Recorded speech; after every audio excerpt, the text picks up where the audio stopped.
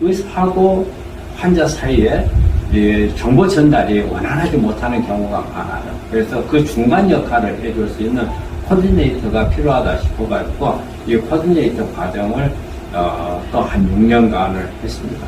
그래서 저는 한 10몇 년 동안 이렇게 암 환자들하고만 생활을 하다가 지금까지 공직을 해왔었어요. 그런데 이렇게 한계점 있는 부분들이 있어서 지난해 2021년 1월 달에 나으암원을 개원을 해서 암 환자만 전문으로 보는 병원으로 지금 현재 운영을 하고 있습니다.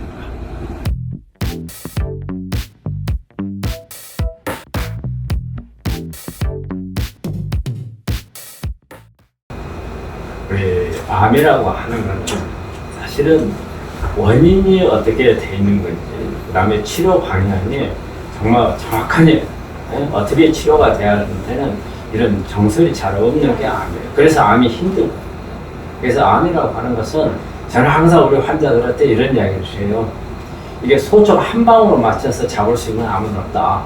그래서 저는 항상 산탄총을 써야 된다. 여러 가지 방향에서 치료를 하면서 그 가운데 이 환자하고 맞아 떨어지는 치료법 하나가 암을 치료할 수 있다. 그 중에서 우리가 간단하면서도 우리가 환자들한테 어떤 그 암을 치료하는 데서 큰 도움을 줄 수 있는 부분들이 물하고 미네랄. 그래서 물은 사실은 우리가 매일 먹잖아요. 매일 먹는데 실제 우리 환자들 보면은 물을 되게 우리 암 환자들 보면 물 많이 안 마셔요. 그냥 밥 먹을 때 먹고 나면 갈증 나니까 물하고 마시고 아마 그렇게밖에 안 먹는 사람도 많이 있어요. 그리고 조금 더 먹는다 하는 사람들이 500cc짜리 물 한 병 들고 다니면서 마시거나. 근데 실제 암 환자들이 치료하는 데 도움이 될 수 있는 양은 약 한 1.5에서 2리터 정도의 물을 마셔야 돼요. 물을 우리 몸 안에서 해독하는 데도 관여를 하고 세포 안을 깨끗하게 해서 산화물이 만들어지는 것을 막음으로써 암을 예방도 할 수도 있고 치료도 할 수도 있고, 그리고 원활하게 생리적 반응을 일어나게 함으로써 면역 조절도, 그래서 물이 아주 중요합니다. 근데 물에서 같이, 물만 가지고 단독으로 되진 않아요. 같이 있어야 될 부분이 미네랄이에요. 대부분 우리 암을 치료하는 의사분들이나 치료받는 우리 환자들이나 미네랄에 대해서 미네랄이 왜 중요한지를 잘 몰라요. 하지만 미네랄은 아주 중요해요. 특히 미네랄 중에서 칼륨 같은 경우는 아까 제가 방금 말한 물 같은 거, 물을 마시더라도 그냥 물만 마시면 세포 안에 물이 들어가질 않아요. 그리고 칼륨을 같이 먹으면 칼륨이 세포에 들어가면서 물을 끌고 들어가요. 그래서 물이 항상 있을 때 미네랄하고 같이 있어야 됩니다. 그런데 우리가 칼륨 같은 경우는 생리적 조절도 하지만 암에 도움도 있고, 그런데 특히 우리 암에서 중요한 미네랄은 우리가 쉽게 구하는 미네랄이 얼마든지 채식을 하거나 여러 가지 미네랄 워터를 마시거나 하면 얻을 수가 있어요. 근데 가장 중요한 부분은 히토류예요. 히토류 우리가 배터리, 전기 배터리 할 때만 나오는 반도체에서 나오는 이런 히토류가 거기에만 사용한다고 생각하는데 실제 우리 생리 반응에서도 히토류가 아주 좋아요. 히토류라고 하면은 아주 미세한 양의 미네랄들을 말하거든요. 우리 보통 자연계 한 60개 종류가 있다고. 근데 우리가 일반적으로 알고 있는 것은 한 20개 정도밖에 모르고 있거든요. 그러면 나머지 한 40개 정도의 히토류가 암에 어떤 영향을 주느냐 정확하게는 몰라요. 하지만 암을 치료하는데 아직까지 과학적으로 규명은 안 되어 있지만 영향을 준다고 보고 있어요. 특히 유전자에, 우리 암이라고 하는 것은 유전자 변이에 의해서 암이 발생을 하는 거예요. 그래서 이런 변이가 되지 않도록 조절을 해주고 또 생리 반응을 정상적으로 돌아갈 수 있게끔 해주는 역할을 하는데 아주 미세하지만 이런 미네랄들이 작용을 한다는 거예요.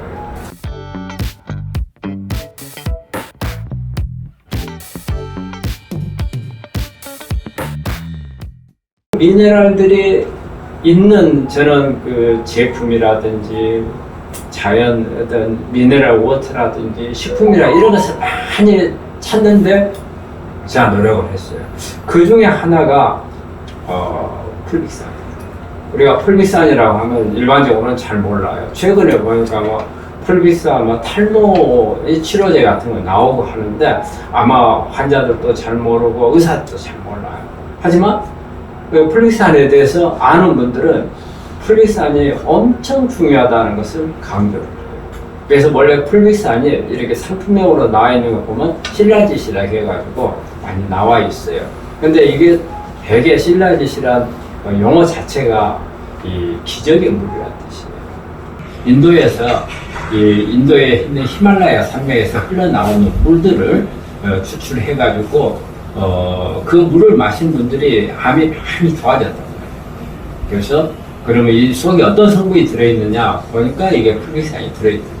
그래서 풀비산이 인도에서 실라짓, 기적의 물이라는 뜻을 알려줬고, 이게 이제 미국이나 일본에서 이제 많이 이제 효능이 인정이 되면서 세계적으로 알려지게 되고, 풀비산에 관한 수많은 논문들이 많이 나와 있어요. 뭐 여러 가지 질환이죠. 암뿐이 아니고 뭐 자가면역이라든지 아토피라든지 여러 가지 난치성 이런 질환들의 효과가 있는 걸로 되어 있거든요. 그래서 풀비산을 먹게 되면 이 풀비산 속에 들어있는 미네랄들을 우리가 먹게 되는 거예요. 그래서 먹게 되면 우리 몸 안에 들어가서 이 풀비산이 가지고 있는 여러 가지 희토류, 미네랄들을 우리 혈액으로 배출해주고, 우리 몸에 있는 찌꺼기, 중금속이라든지 이런 부분들을 이 풀비산이 다시 잡아서 빠져나가는 그런 개념에서, 하나는 미네랄 공급, 그 다음에 해독을 해줘요. 또 하나는 풀비산이 좋은 거는 면역을 조절해주는 이런 기능이 있다는 거예요. 면역 조절 기능. 그 다음에 암세포를 억제시켜주는 그런 효과가 있어요. 특히 우리 암세포 바깥에 이 신호전달하는 산화질소를 높여가지고 암을 억제해주는 그런 효과가 있어서 상당히 그 부분에 대해서 연구 자료도 많이 나와 있고, 이걸 가지고서 치료하려고 하는 시도도 많이 되고 있습니다. 풀비산은 암을 예방하는 용도로도 상당히 좋은 그런 성분이라 할 수 있고, 또 암을 치료하는 데 있어서도, 또 마찬가지로 암을 치료받는 사람이 나중에 암이 재발 전이가 되지 않도록 하는 데 있어서도 이용하는 데 아주 중요한 그런 성분이고,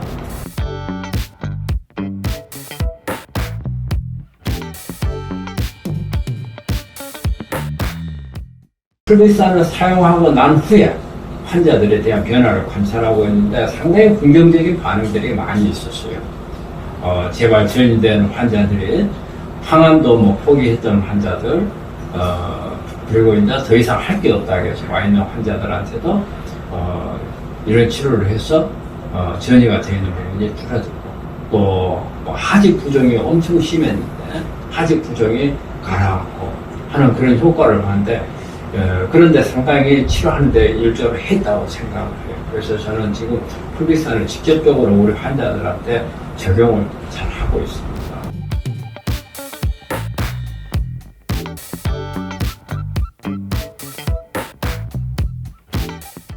사실 우리나라에서는 풀비산이 들어있는 이런 물질들이 많이 있어요. 있는데 실제 이 부분에 가서 중금속이 많이 함유되어 있어서 실제로 우리나라에서는 식용으로 허가가 안 납니다.